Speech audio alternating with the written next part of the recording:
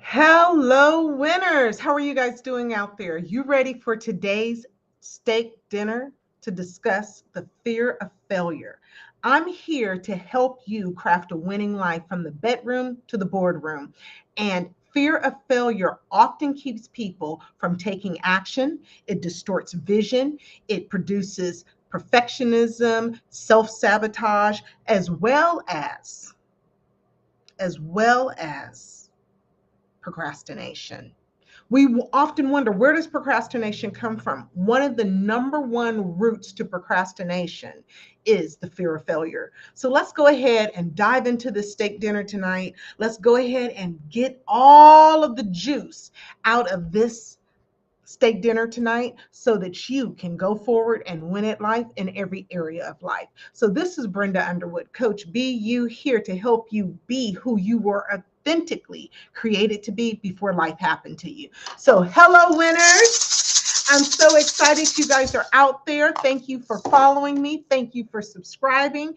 We have been going on this journey to get up to 500 subscribers and we're at 190. So if you're watching this, please subscribe to my YouTube channel and please comment, put questions in the chat. I want to interact with you on this journey of growing past fear and actually facing off with the things that are designed to keep us stuck. So let me check and make sure I'm live everywhere. Okay, I'm live on Facebook.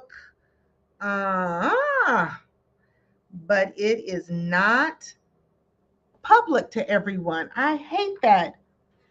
I do not know what is going on with my Facebook page, but nonetheless, you can check me out on YouTube, and on YouTube, you will find that you'll be able to see the replays and everything else that's involved with this live tonight. And I hate that this live is not going live on my Facebook page, but it will go live on there as soon as I can change the setting.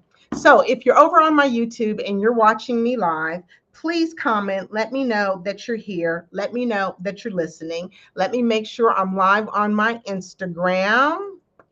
So Instagram is going live. Yes, great. Okay, so now with all of that being said, let's go ahead and dig into our topic for tonight. And we're going to keep it short since I'm not on, since it is not feeding live on Facebook. I'm going to keep it short because I'm going to have to fix whatever that setting is. We've had to do some privacy things on my Facebook. So please check me out on YouTube. I hope you guys are seeing me there. And so let's talk about the fear of failure. What does failure mean to you?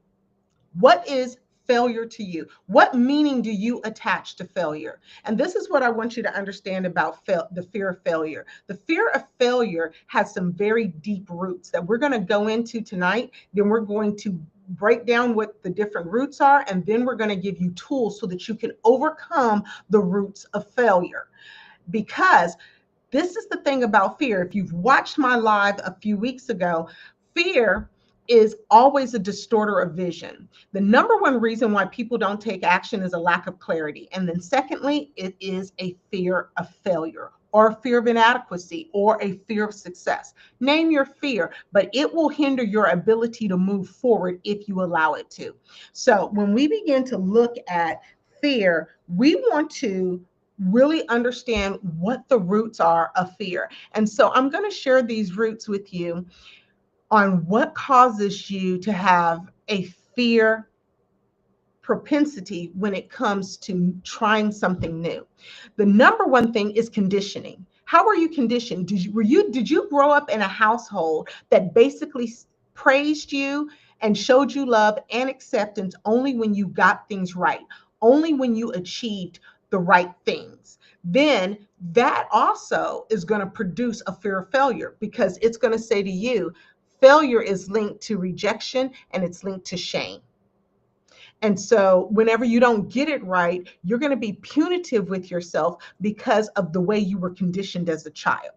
If that resonates with any of you guys, please put it in the chat. Say, yes, that's me. Yes, I struggle with it. Introduce yourself to me in the chat. Let me know that you're here. Let me know that you are listening. The other area where we are conditioned with a fear of failure is in the area of school. School, we've all had the happy face that comes across when we do the right thing. And then we've all had the pink slip that comes when we don't do the right thing, right? And so that is another reinforcement that when you do right, you're a better person. You are, when you achieve well, then you're successful. We often will tie, what does it mean to you? Failure, what does failure mean to you? We often tie it to our identity. And we allow failure to determine whether we see ourselves as successful, as a good person, or we see ourselves as a failure and a bad person. And so one of the perspective shifts that you need to really begin to look at is, how do I see failure? What does it mean to me when I fail? And understanding that oftentimes we're going to have a perspective shift. You're going to have to shift your perspective when it comes to failure, because failure is not final and it's not fatal. It's only final and it's only fatal if you stop. If you allow failure to stop you, then guess what? It will hinder your ability to move forward, which is the design of fear. Fear is the voice of Satan. His voice is fear. It always lies, and it's designed to hinder, to steal, kill, and destroy. So when you shift your perspective that failure is not an identifier of who I am, but it is associated with growth and learning. When I fail forward, I'm learning something. At least I tried. There's a whole lot of people who didn't try. Let's take it to something that, to give you a tool real quick. I like to give you a tool right out the gate, the first 10 minutes in. And I'm a big believer that leaders are readers. And if you read, you will be a better leader and you will learn things that you can apply. And one of the best books I've ever read on the fear of failure is Failing Forward by John Maxwell. One of the best books, because school teaches us that we have to get it absolutely right, that there's only one right answer, but actually there's multiple right answers to solving problems. And if we will look at the infinite possibilities, then we will see more options to reach our goals than we see obstacles. And so that means we have to shift our perspective. So when school has taught us that there's only one right answer, and you have to get the right answer in order to be rewarded, we have picked up some subliminal programming from the way we were conditioned. Over time, the nervous system associates failure with emotional pain rather than growth and learning. So you need to begin to shift that conditioning by first recognizing it. You hear everyone say it in this self-help space, that the cure to anything, the first step to anything, is first self-awareness. You can't correct something you don't recognize. And another root to the fear of failure, one of the other roots to the fear of failure, is going to be your identity and self-worth. At its core, fear of failure is not about failure itself. It's about what you believe it says about you. What I believe failure says about me. What does it say about you? What is the meaning that you attach to failure? I love this quote by John Hagee, where he says that every big shot was a little shot that kept on shooting. And so when you see failure not as an identifier of your worth, then you begin to see every failure like WD-40, the chemist that created WD-40. You will see failure as a stepping stone of another way to not do it. Don't do it like this, but let's tweak it. Let's keep tweaking it until we get it right. One of the tools I want to give you with identity and self-worth, if that is the root, then I want you to really take a moment and I want you to take a look at look and research famous failures. When you research famous failures, you're going to find out that there were, and I'm referring to a article in Inc. There were several 11 failures that became famous. If you allow failure to become your identity and determine your self-worth, then you will struggle through life trying to achieve your goals and your dreams. One of the 11 failures was Michael Jordan. He got cut from his high school team. Walt Disney, they said he had a lack of imagination. Steven Spielberg was rejected from film school not once, not twice, but 3 times. See, this is what I want you to get. You have to learn how to face off with fear, because fear is designed to stop you from moving forward. Fear is going to produce indecision, produce overthinking. It's going to produce hesitation. It's going to produce procrastination. It's going to produce self-sabotage. So you really want to get to the root of where does the fear of failure, where is it really rooted in my life? Maybe you had very affirming parents and you weren't conditioned that you had to behave a particular perfect way in order to get love. Maybe that wasn't your issue, but maybe your issue is that every time you fail, you think you're a horrible person, that you take your accomplishments and or your lack thereof and you tie it back to your identity and self-worth. People who tie their identity to performance, if I fail, I'm a failure, really need to get this second perspective shift. You really want to get the second perspective shift so that you can have a clear identity in who God created you to be. And that perspective shift is going to be detach the behavior from the identity. What you do is not who you are. Just because I procrastinate on one project does not make me a lifetime procrastinator. It means I procrastinated on that project. And if you get to the root of why you procrastinated, was it a fear of failure? Was it a fear of success? Was it a fear of inadequacy? And oftentimes those three fears intertwine together. So you really want to understand and observe yourself. When you're feeling anxious, worried, concerned, which are all symptoms of fear, then ask yourself, what am I really scared of? Am I scared of being a laughing stock? Am I scared that really I really am not as good as I proclaim myself to be? And we call that imposter syndrome. What are you really fearing? Getting to the root of that. When people tie their identity to their performance, and I am guilty, I have got the t-shirt in that. What size? I got it from size 8 to a size 16, whatever color you want to get it in, I've got the t-shirt for that. But what this does is it creates perfectionism, procrastination, and avoidance. All are protective strategies or coping mechanisms to avoid confirming your inner fears of inadequacy.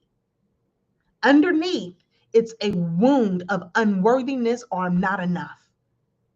That can be another root for the fear of, oh, I didn't check to see if I'm live over on LinkedIn. Let me double check and make sure. Am I live over at LinkedIn? You guys let me know. Let's see. I got 2 phones here. I get teased about having 2 phones all the time. And I have 2 phones because I need to separate work from business on a regular basis. So when we're thinking about this fear of failure, great. I am live over here. Let me know if you're watching me on LinkedIn. I'd love to hear your comments in the comments. Okay, so I'm live. So with that being said, when we think of this second perspective shift, we really want to understand, where do we feel not enough? And how do we tap into the love of God and how we are beautifully and wonderfully created so that we can capture all that God has for us?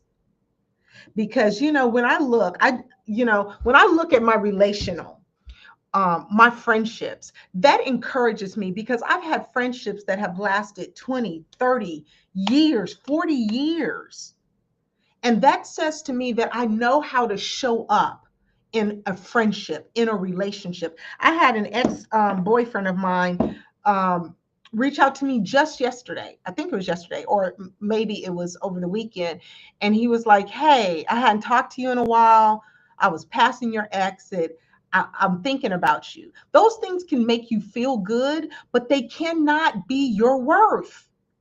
Your worth is not tied to accomplishments or anything else. It is tied to how you were created by your creator, beautifully and wonderfully made. So you need to detach your behaviors from your identity. Your worth needs to be solidified in a rock that is unchanging, in an unconditional love that does not require you to earn it. We live in a world where you have to earn every single step of the way. But when we live in God's love, we're not earning it. We're living from a place of already having it. So we need to detach the behavior from the identity for us to live a life that will thrive. And so when you begin to look at this fear of failure, we want to really understand that it also has another root. And another root is past trauma or public embarrassment. One or more painful experience where failure led to being ridiculed, talked about, pushed off the team. You know, when we're in high school, we have this pecking order, right? And so we have the jocks, and then we have the mean girl table and the popular table, and then the people who are geeks, and then the people who are left out. And that pecking order often will cause us to identify ourselves in one way or another. But truly, the traumas of your past don't have to be your identifier. These memories from your past traumas will cause the subconscious mind to associate new risk with old pain. So if you've ever been brokenhearted, if you've ever had somebody break your heart, lie to you intentionally for months or even years sometimes, pathological liars can damage you as your self-worth and your self-esteem, but you cannot cause somebody else's toxic trait to be the identifier of your self-worth. And that can be traumatizing. If you've gone through a divorce, if you've gone through things in relationship, then when you come to a new relationship, you'll have trust issues if you don't take the time to heal from what that previous person did to you. When someone lies to you, leads you on, or cheats on you, it has nothing to do with you. It has everything to do with their lack of character, their lack of maturity. But oftentimes, we will take the trauma of those breakups and we will internalize them and make it say, we're not good enough, we're not smart enough, we're not this enough. And then we will begin to shut and wall ourselves off from any new opportunity at love or relationship. And so I just want you guys to really understand that that root of trauma does not have to be your identifier. It does not have to be the ignition to the fear of failure.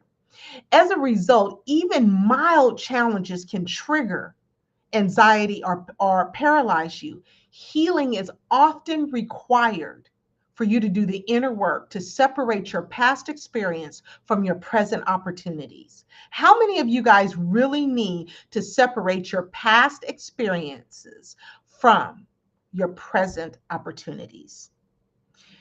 Just because the divorce happened, or it may even, you may be like my mother who was married and divorced. She was divorced 4 times, married 5 times. The last husband she widowed, she passed away 28 years ago. And so when you get ready to look at that second marriage or third marriage, you may be apprehensive. But what I'm going to say to you is learn from the past so you don't repeat it. Learn from it, don't live in it, so that you can move forward new and fresh. Now, I say this and I'm reminded that I started dating a gentleman back in January 2024, and I knew his history. I knew his past breakups. I knew his past infidelities in his previous marriage. And what I told him, I said, I am going to deal with you with a clean slate. I know that you have grown over the past 20 years. I know that you have developed and worked towards being a better man. So I'm going to take you as you show up to be at face value. And that did not fare so well for me because he ended up being another liar and another cheat. But I did not go into stop and say, hey, what's wrong with me? What I instead said to myself was, why did I stop for that? Why did I allow that person to draw me in? And so, but I did not say to myself, you're not smart enough, you're not pretty enough, you don't have enough to bring to the table, because I know I am the whole prize. Not being arrogant, but I've done the time to heal so that I can love people where they're at. And he took advantage of that. And for me, that's okay. I'm giving that man to God and I'm good. But what I share that with you, that can make me apprehensive to go into another relationship, because when we have had past traumas, then we are apprehensive. We will wall our hearts off. But I refuse to do that after this relationship went south. This relationship went south a few months ago. And so this isn't something that's fresh and brand new, but it is something that I can pull from my archive of pain to help you understand the importance of not taking someone else's behavior and making it your identifier of who you are, because that's not who you are. You are who God created you to be, beautifully and wonderfully made. And so when you understand that, you have to understand that there's a perspective shift that needs to take place. Perspective shift number 3 is failure is often the classroom of faith. It's the classroom of faith. So you have to go back to your creator and say, okay, God, what's in me that needs to be healed, that needs to be made whole so that I can select a better mate next time around? Those are very important things for you to help you overcome this fear of failure, because fear of failure, its design is to keep you stuck. Its design is to keep you from moving forward. Now, the other route to the fear of failure is religion. Many religions, and I'm talking about all of them, Christianity, Hinduism, Buddhism, all of them. Many world religions will associate productivity and winning as conditions of success. You know, if you pray enough, if you spend 3 hours in your prayer closet, if you evangelize to 15 people a week, then you're a good Christian. But God says, I love you unconditionally, regardless, not based on behavior, but based on faith. It is impossible to please God without faith. And so when you want to look at this, you want to not condition yourself to believe that when you fall short that you're losing. You want to condition yourself to believe that when you fall short, God's got you and he can equip you, and love never fails. Love never falls to the ground. God always catches it, and allowing failure to be your classroom of faith. For I look back, sometimes I will literally take an inventory of the things that I struggled with when I first started my business 12 years ago. And I'll go back and say, look, you're not having a problem with that anymore. You're not having a problem with this anymore. You are getting your files caught up and taken care of. Your clients are having a greater success rate than ever before. So I'll go back and I'll look at what I struggled with in 1998 in my business and what I no longer struggle with in 2025, because that shows me that God showed up in my failures and created faith for me to move forward. The one constant in life is change. And guess what? The one thing the human brain hates is change. Your brain is designed to protect you. That's why we'll often go back into your past traumas and say, don't do that. Don't fall in love again. Because if you fall in love again, remember that XYZ hurt you and XYZ hurt you and so and so hurt you. Don't do that again. But faith says we're going to learn from our past, we're going to trust God for our future, and we're going to lean in to courageous steps to face off with fear. And so when we begin to look at these roots, you have to identify what is the root of your fear of failure.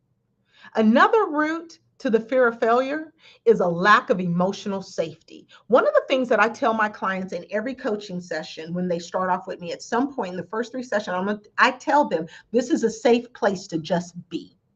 There's no ought, there's no should, there's no have to. This is a safe place for you to just unload and let it out. Because I don't have a heaven or a hell to put you in. I'm not getting on a cross and dying for you. Jesus is not hiring Holy Ghost Jr. or the fourth Godhead. So I have no judgment for you. This is just a safe place to be. So I'm going to ask you, do you have a safe place to just be? Because that's what it's all about. That's where you get a place where you can begin to practice self-compassion, a supportive community, and grace for the pace that you're on, for the leg of the trip that you're in, so that you can embrace every season of your life with faith because you feel emotionally safe. But when people don't feel safe to fail, okay, let me finish this. When people don't feel safe to fail or explore or to be imperfect, their nervous system goes into fight, flight, or freeze mode. And that's what you don't want. You want to keep the faith to at least try. If God called you to it, then God will bring you through it. The body literally experience potential failure as a danger, not just discomfort. So when you have a fear of failure, it's like you get in your nervous system anxious, like a lion is outside of your car. It's not just an uncomfortable feeling. There is danger around this corner. If I take this action, there's the danger of loss. There's the danger that people are going to think I'm stupid. There's a danger that I can make the wrong choice and get a wrong end result. But if you never try, you've already failed. I'm going to say that again. If you never tried, you already failed. I'm going to tell you, with this last breakup that I've had, I said to myself, you know what? We're not going to get bitter. We're not going to be vengeful. We're just going to be silent with regards to him. And we are going to ask God to heal our heart quickly, because breakthrough doesn't take all day. The longest healing in the Bible were the lepers who were healed as they walked. And when I made the decision that I wasn't going to be bitter, I wasn't going to be vengeful, and I wasn't going to be hateful, I was going to just give that person to God and let God deal with them. It freed me from the things that unforgiveness will root in your heart: resentment, bitterness, hatefulness. I'm not going to say I wasn't hurt. I'm not going to say I'm not still a little hurt and a little surprised because this person purposely sought me out. But I am going to say I learned some great things through the journey. And I am going to embrace what is good versus what went bad. And that's how you crush the fear of failure. You get the courage to take another step forward. When we come to the place where the root of the fear of failure is often a little bit more than just the fear of failure, it's not just about, am I going to mess this up? It could also be the fear of rejection, the fear of loss, the fear of loss of identity, that you're going to lose yourself in something and not be able to recover yourself. But when you have a strong self-worth, you rebound faster from the disappointments of life. So when you look at the fear of failure, you often want to get to the place where you are validated by the blood of Jesus and the blood of Jesus alone, and you let it go. I failed, I learned, I moved forward. I'm going to use this tool that Brenda gave me of researching famous failures so that I can see how other people failed and got back up. I'm going to get really honest with myself on what am I really afraid of. You can't heal what you don't see. Start by asking yourself and understanding how fear shows up for you. What do I believe will happen if I fail? What will people think of me? What does failure say about me? It says that you tried. It says that you have the courage to at least try. Let me tell you, there is only one man who walked on the water in the Bible, and that was Peter. And there is 12 people on that boat. 12 people could have walked on that water, but only one person got out the boat and tried. Only one person asked God, can I come? Only one person had the courage to leave what was familiar, leave what was comfortable, to leave what they thought was great so that they can move forward in courage to experience something they never experienced before. That is the power of courage. And so when we begin to look at the fear of failure, we have to understand that failure is not the opposite of success. It's not. When you begin to really dig into it, many of your failures helped you to become successful. Like WD-40. WD-40 tried 40 attempts to get their water displacement formula to work. But on the 40th attempt, they got it right in a big way. And therefore, we have WD-40. Multi-use product was born. And his kids are living off of that patent. And so I'm coming to you to share with you that your failures are really, and I hate to use cliches, but I have to use this one because this cliche is actually true. Your failures are actually stepping stones to your success.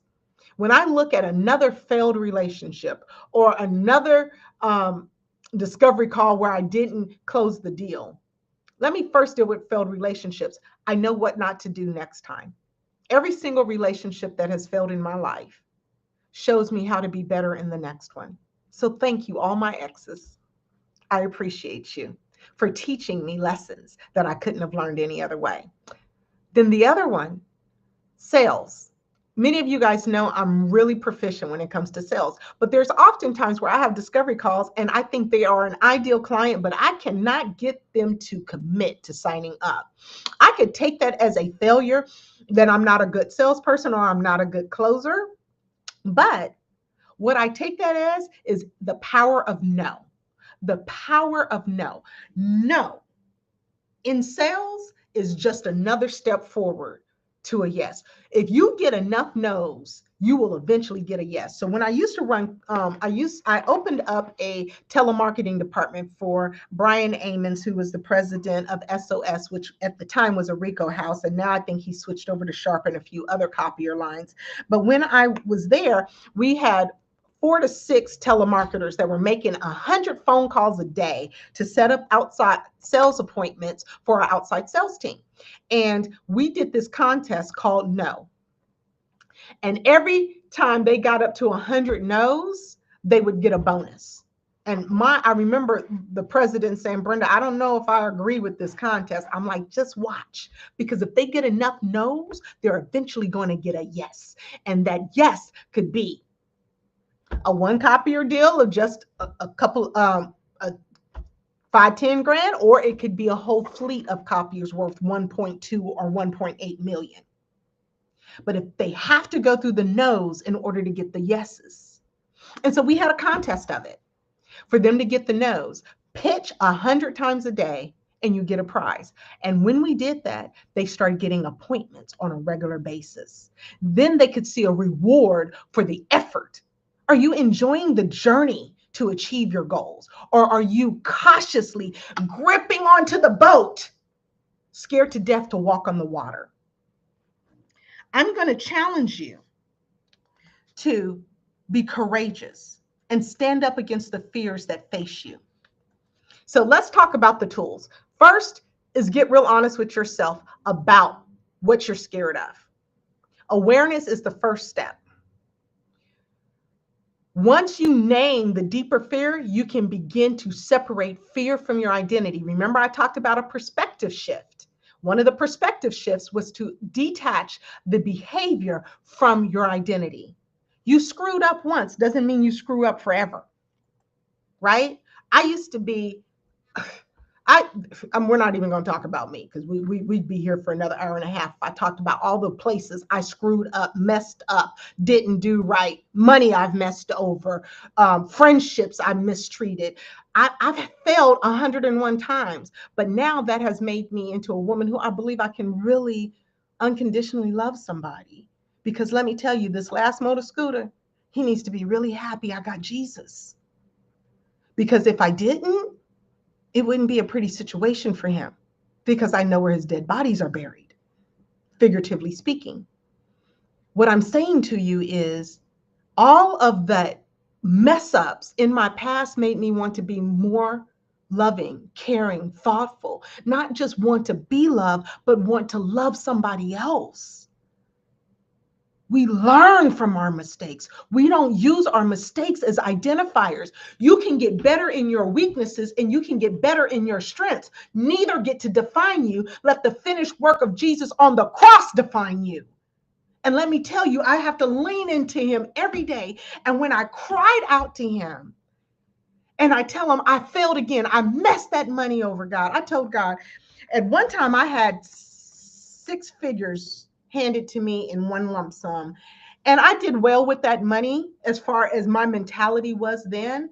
But 10 years later, I'm looking at God and I'm saying, God, if you give me an opportunity to have a whole 6 figures in my hands again, I'm going to handle that money differently. I'm not just going to sock it away in a savings account and pay bills out of it, because that doesn't make my money make money for me. If I get my hands on that kind of money again, then what I'm going to do this time around, God, is I'm going to take a portion of that money and invest it and flip it and make that money make money for me. I repent for being scared to use the money you gave me to multiply it in cash flow businesses. But God, thank goodness, I have read a ton of books since then. And I'm about to show you the books that I have read since then. And you may want to take a picture of this. These 4 books have helped me tremendously shift my money mindset. And so now, when I get lump sums of money, I automatically think, where can I invest it? Where can I put this money so that it makes money for me, so that I can be a part of the third type of money manager? There's one type of person who knows how to make money. Another type of person, middle class, they know how to keep money. They know how to save their 401ks and all that good stuff. Then there's the group that knows how to make money for them in their sleep. And I need to be a part of that. And so I repented. I failed the first time around. I said, God, will you give me a second chance? And he did. And so what I'm telling you, beloved, is your failures are not final and they're not fatal unless you give up. I'm not giving up on flipping money into cash flow businesses. I'm not giving up. And I'm not giving up on love. God will send me a great man who can love my heart unconditionally like I will love his heart. I believe God for that.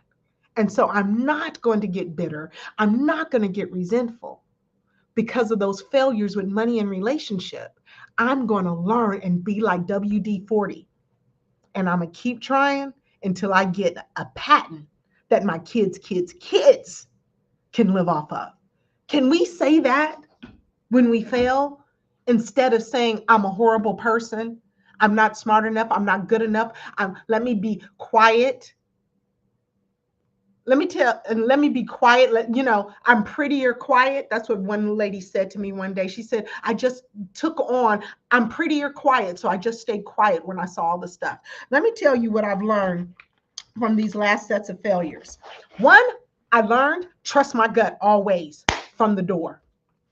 Because I had little gut feelings. But you know what I thought those gut feelings were? I thought those were traumas from my past relationships that I was projecting onto my current relationship, but really they were indicators that, hey, sweetie, this guy is a pathological liar, and he is using emotional intelligence to draw you in because he knows you're Christian. He knows you have a good heart. And so he is drawing you in with that, and he's manipulating you with it. And I was like, overlooking it because I was like, oh, that's just the trauma of my last engagement or the trauma of my last relationship. But no, it was my gut telling me there's something that stinks in this milk. And if I didn't get nothing else from that past relationship, I got trust my gut always. Never second guess it, regardless of what. So I learned your failures are tools of learning. When we look at this, redefining failure is a tool that will help you on your path to accomplishment and success. Failure is not the opposite of success, it is the path to it. Every person who achieved something phenomenal failed. I just gave you a list of 5 from the 11. John Grisham. Anybody read a John Grisham book? Let me tell you, when I was taking care of my mom when she was dying, my mom died when I was 26 years old, and I'm 50. I'm about to be 54 in December. When my mom died, I was 26-year-old. I wasn't living for Jesus. I was wilding out of control with the devil. I danced with the devil. I used to tell people from the time I turned 13 to the time I turned 27, I was dancing with the devil, using drugs. I started smoking when I was 13, sniffing glue when I was 13. I started using hardcore drugs at 13. I started selling hardcore drugs at 15. And I had 3 suicide attempts from the age of 13 to the age of 26. My last suicide attempt was after my mother died. I just wanted to be in a grave with my mom because I believed that was the only woman who would love me unconditionally. But then God brought me sisters in Christ, Kim and Gail, Wahiba and Sean. I'm getting teary-eyed just thinking about the women who love me unconditionally. And when I was there in Arkansas, I read all kinds of books. And John Grisham was my go-to favorite. And I'm getting teary-eyed because I remember I had read all of his books up until that time.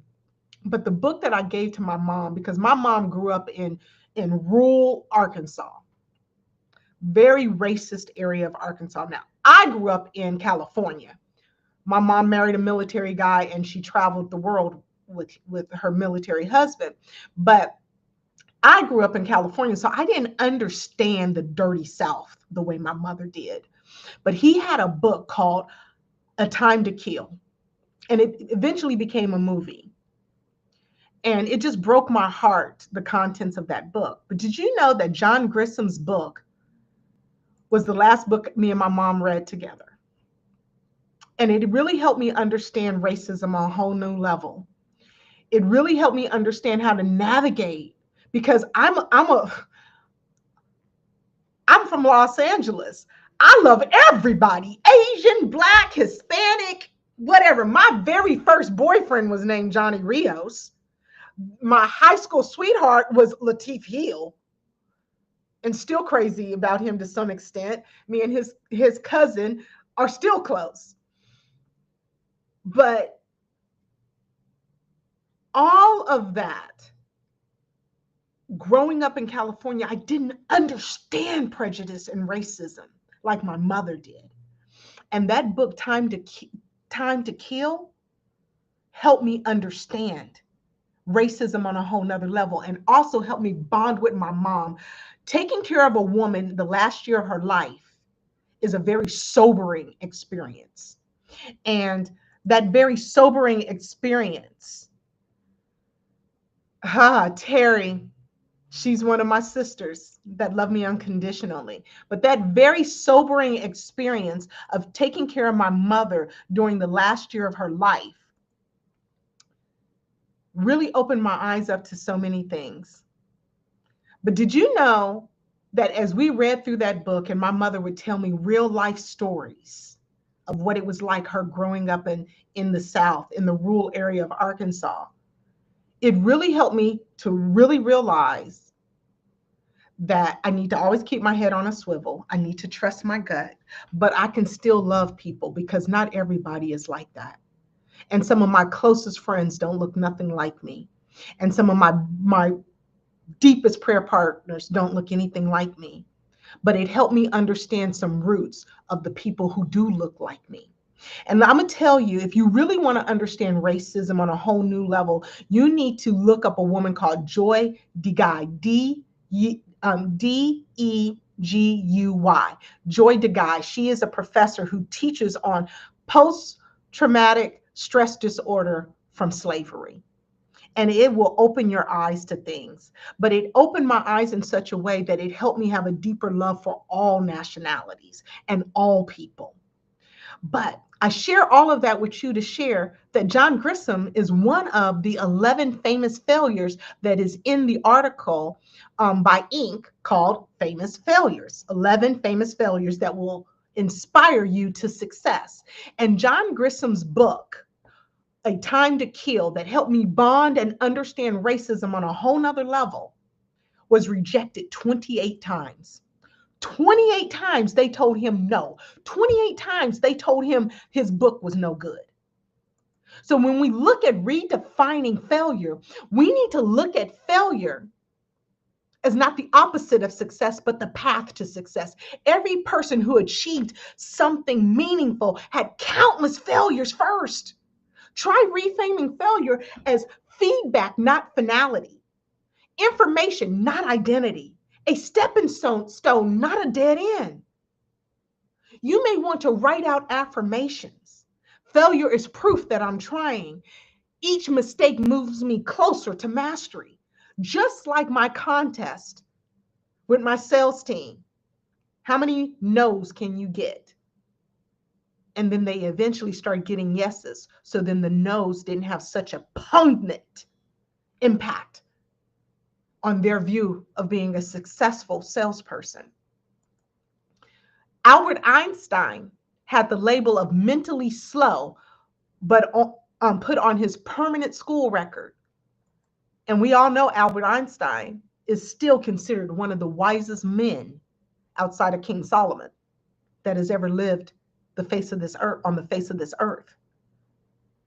Henry Ford's first two automobile companies failed. He had two automobile companies fail. Most of us won't go through one failed company, let alone two failed companies. But that third company, we're still seeing Fords on the road to this day. I saw a Ford Mustang. I used to work for Madera Mercury Ford. Madera, Ford, Lincoln, and Mercury. I used to be a warranty secretary there when I was like 17 years old. And so I'm very familiar with Ford. We used to call it fix or repair daily in the warranty department.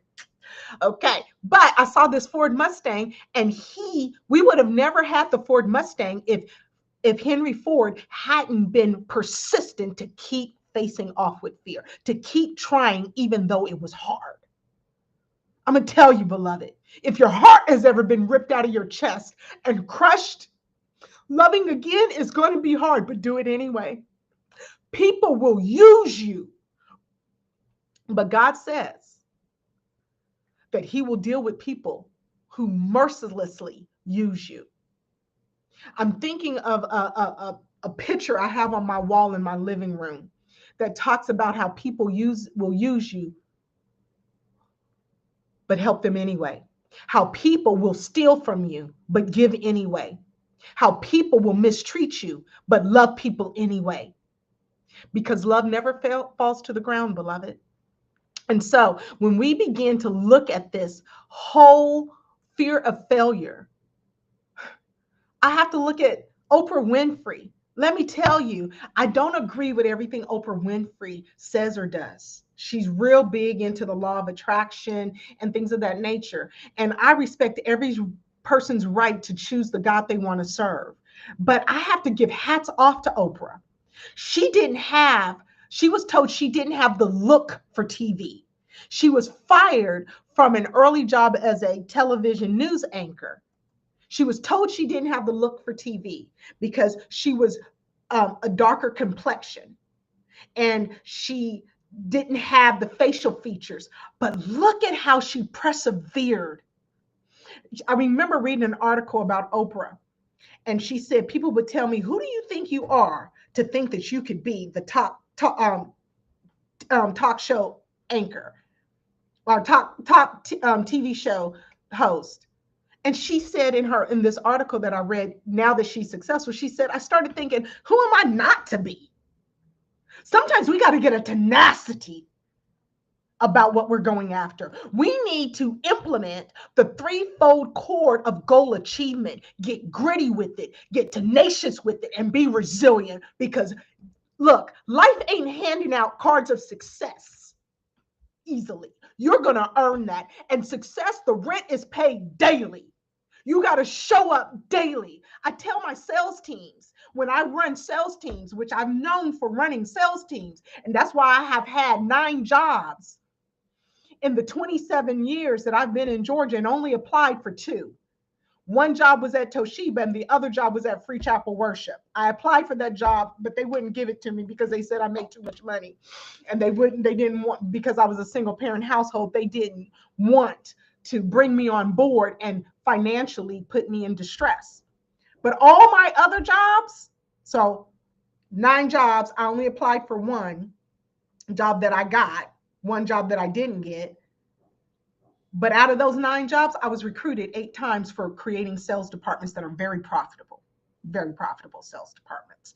And I would tell my salespeople all the time, look, sales is real simple. Show up, pick up the phone, send the quotes. If you're not making enough money in sales, you're not doing enough sales activity. We're not trying to just do activity just to be doing stuff. We want to take action that gets traction, right? And that means you have to get gritty with it. You have to be tenacious. You need to be like a dog with a bone. You need to be resilient in going after what you want, because life is not handing out success like baseball cards. You're going to have to go get it. You're going to have to go after it. You're going to have to be tenacious with it. And that means you're going to have to redefine failure. So I'm going to give it to you again. When you're redefining failure, failure is feedback, not finality. Information, not identity. A stepping stone, not a dead end. Heal the emotional roots. The fear of failure is often emotional and not rational. Here's how to start your healing. And let me tell you, if I can talk to you about healing, I can talk to you about healing for the next 3, 4, 5 weeks. We can do a whole series on healing, because God has taken me in this last relationship. I called this last relationship my winning fork. A winning fork is where you separate the shaft from the wheat. And God was really separating some things for me in this last relationship, showing me some things about me that was in me and saying, okay, this we're going to heal. This has got to go. This is real. This we got to heal. This has got to go. This is real. And letting the Holy Spirit really take a magnifying glass to your heart. And it hurts. And I cannot tell you the tears I have cried as God has healed me, as I have allowed him to go and open up wounds. And I'm going to talk about one of them in just a minute. Open up wounds from my childhood that I thought God had dealt with. Open those up and show me the real, so that I could heal for real and not cover it up. And I wish I had made a caption of this, but write this down. Repressed pain is poison in the soul. Repressed pain is poison in the soul, but processed pain heals the soul and frees the heart.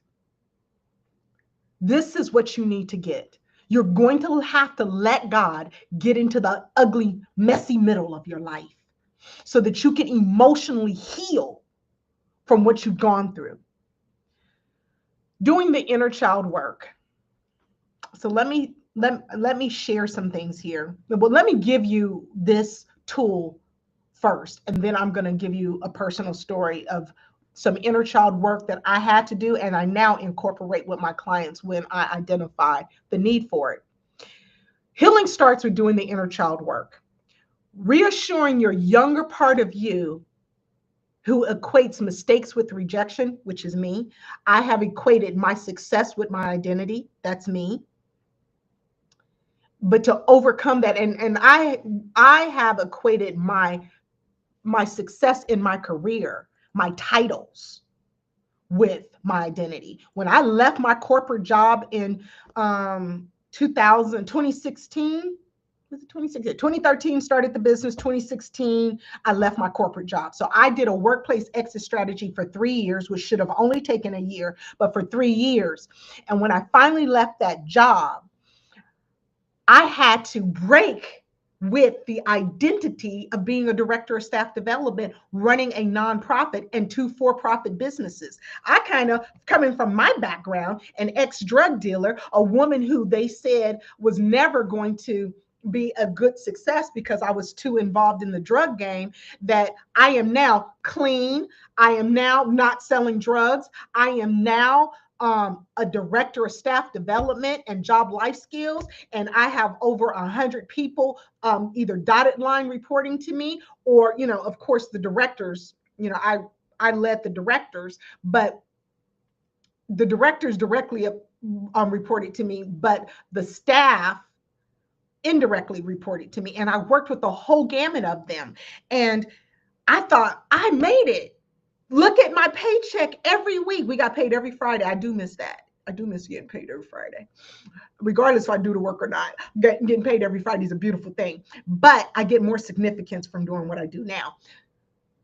But I had tied my titles to my identity, and it kept me from leaving the job to launch my own business because I was scared I was going to fail. I was scared I wasn't going to be able to take care of my son. I was scared that I wasn't going to be able to pay the mortgage.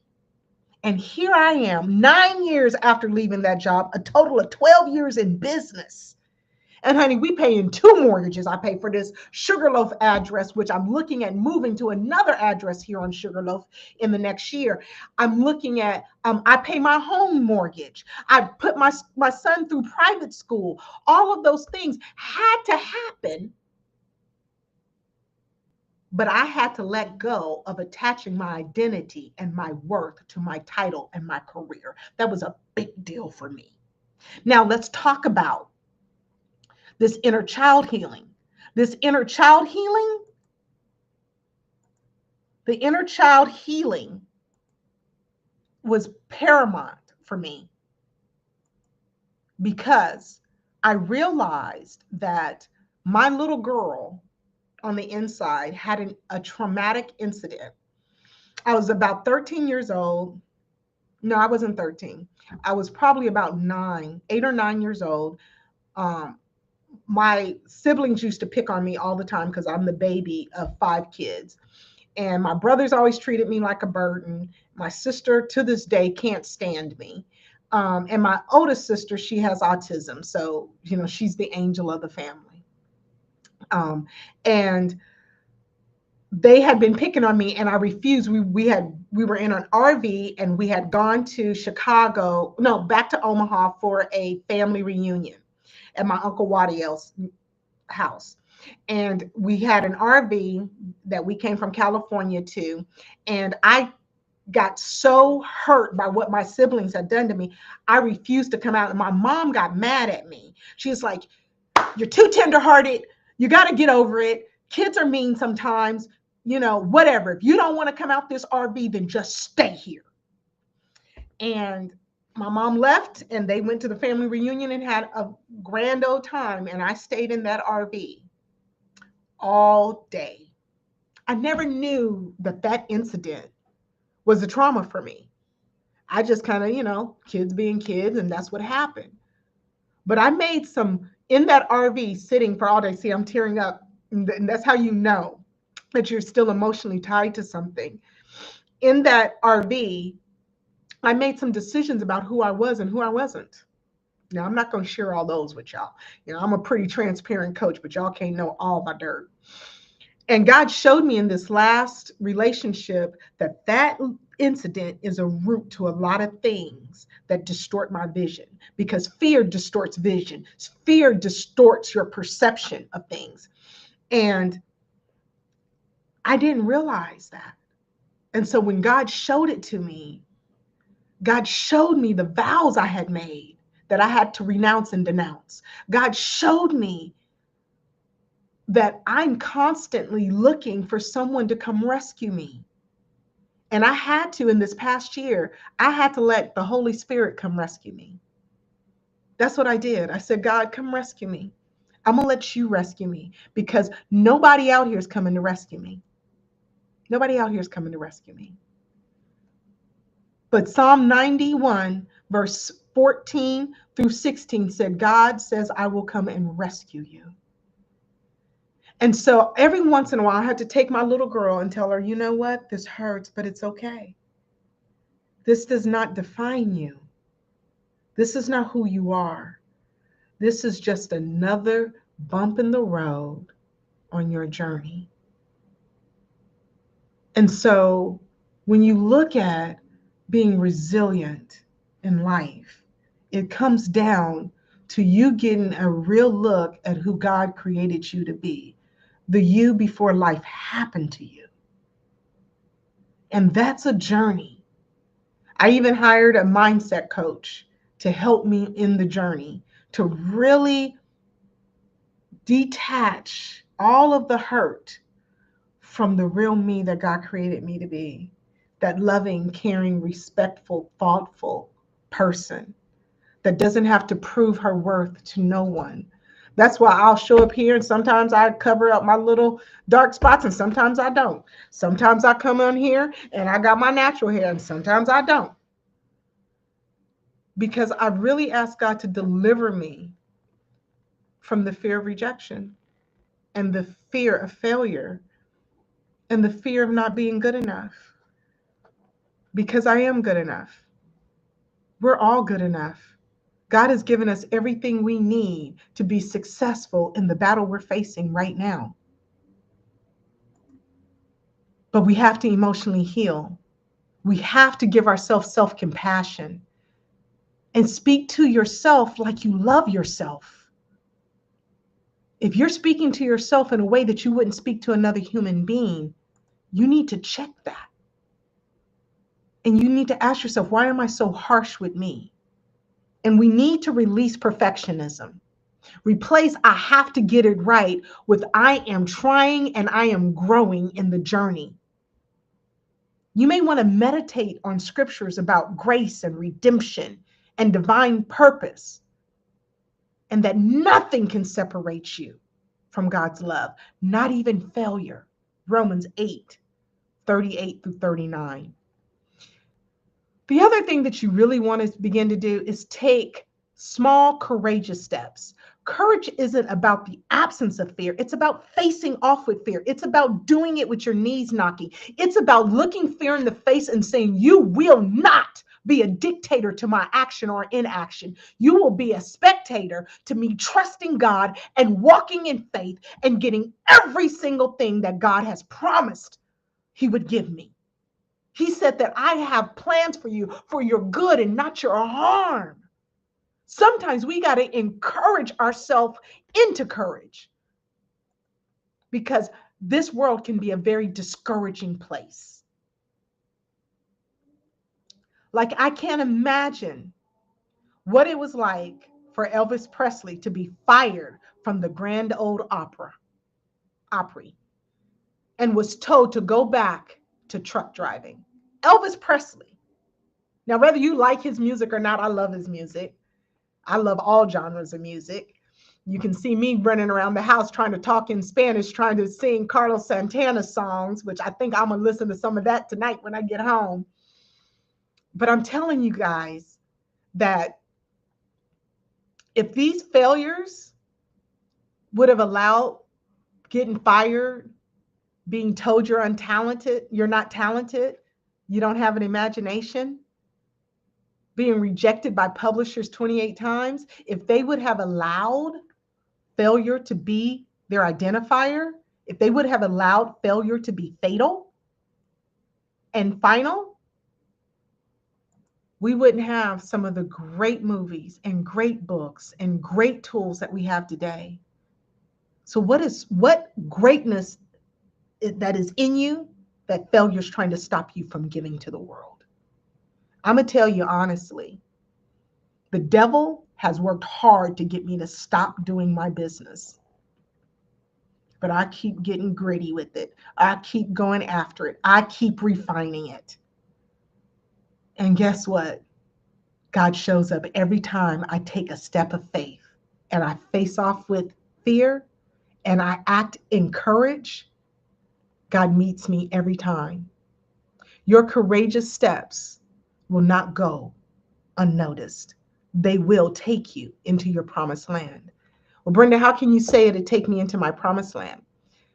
Because when Joshua took the mantle to take the Israelites into the promised land, he told him, don't be afraid and don't be discouraged. Do not fear and don't be discouraged, for I am with you.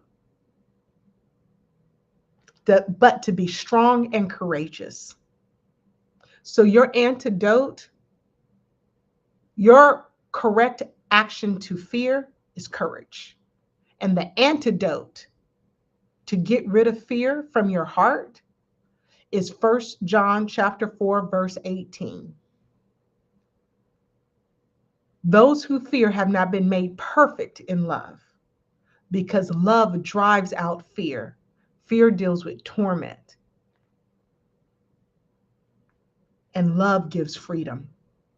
So I really want to encourage you guys to really take a look at taking small, courageous steps, speaking up in a meeting, post that blog you've been holding on to, do that live you've been struggling with. You ain't got to have it perfect. Go back and look at my old lives. My old lives were horrible, but it got me here. 12 years in the game. Most coaching businesses don't last this long. Most businesses, period, don't last past 8 years. Only 15% of businesses last longer than 8 years. And we're 12 years strong, and I'm not giving up. It looks a lot different than what it used to, but I wouldn't trade it for the world.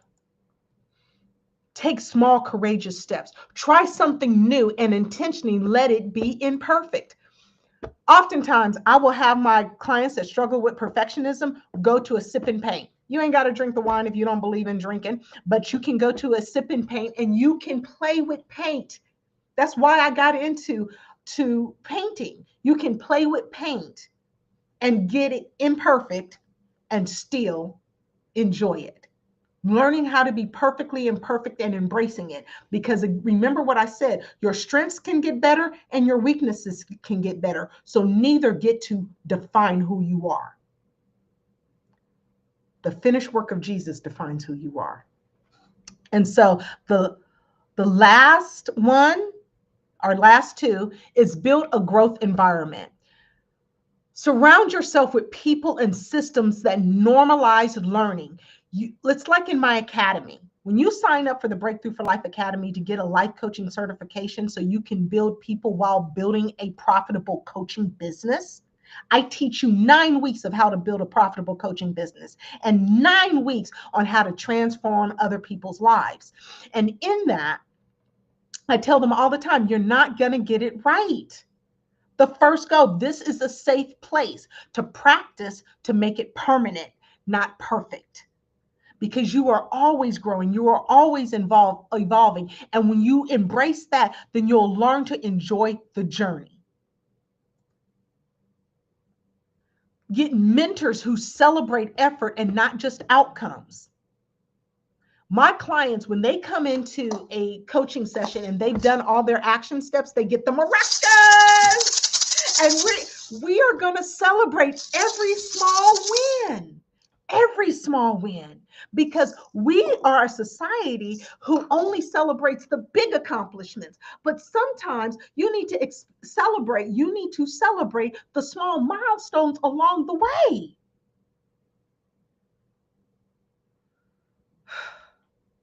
Because what gets rewarded gets repeated. So if you will reward your small milestones, then you will begin to develop an identity of progress. And progress is better than perfection, because progress will take you into excellence.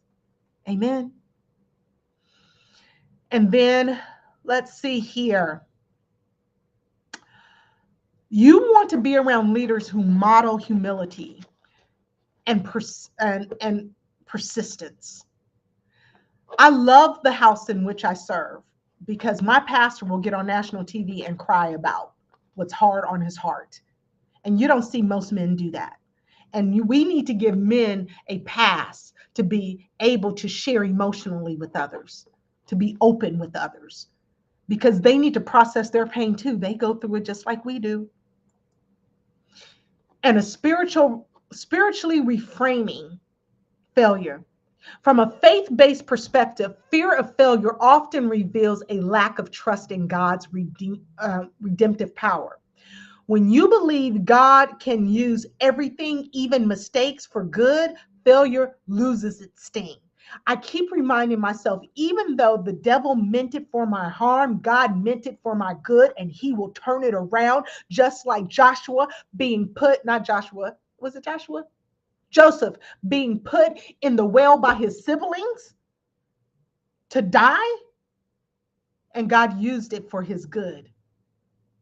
And I remind myself of that often.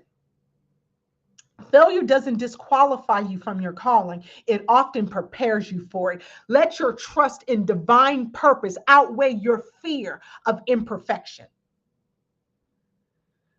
When we get to the place where we can reframe what failure means, when we're really honest about what we're afraid of, and we redefine failure, and we heal from our emotional wounds, and we take small steps of courage, and we practice emotional regulation, and we don't allow fear to be final or fatal, and we create strong support systems of growth all around us, and we spiritually reframe failure and mistake as to tools that God can use to refire us and refine us, then we reach the cure, which is freedom, not control.